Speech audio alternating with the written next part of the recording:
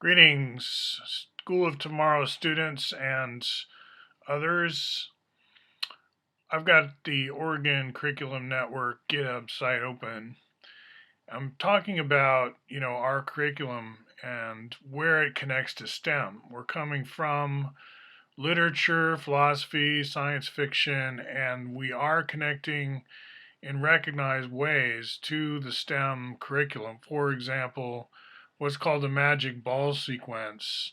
You can find this in the online encyclopedia of integer sequences. You can find links back to some of my websites from there. For example, the cumulative, I've got it in the comments section. You'll see comments in the YouTubes about where this is available. Right, so let's go there. Online Encyclopedia of Integer Sequences. This is where we're accumulating the number of balls in an FCC, or you could say IVM packing.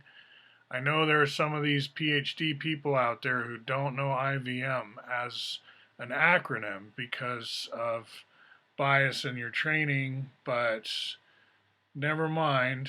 Oh, here's a link to me, cuboctahedral sphere packing. Let's go take a look. This is where I was doing some pioneering regarding cumulative formulas, including for, well, these magic numbers here. You can just get it as a third degree equation, as you might imagine, right? So I've done the work there back in 2001. But so are other people. There's a lot of people linked. It's just I've been doing this for a while now. And what we're talking about here, if you're just joining us, is the School of Tomorrow, which uses the newfangled Jupyter Labs as a way to replace your calculator. So when we teach sine and cosine, embed the videos you like best. I just give examples. I'm either showing teachers, this could be andragogy, this could be pedagogy. It's like, teachers, here's how you can teach Jupyter notebooks to your students, and students, here's how you can learn Jupyter notebooks from me or anyone else.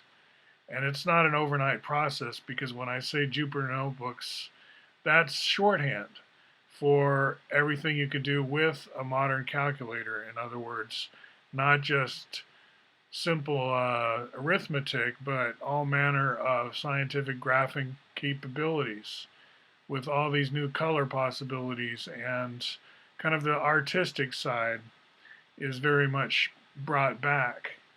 So to learn this, you would need to turn yourself into more of an artist, care more about colors and color schemes and all this kind of stuff. And so maybe you're going to do this in art class. I don't specify in my curriculum where and how, but I do specify that you probably need a pretty big screen for this.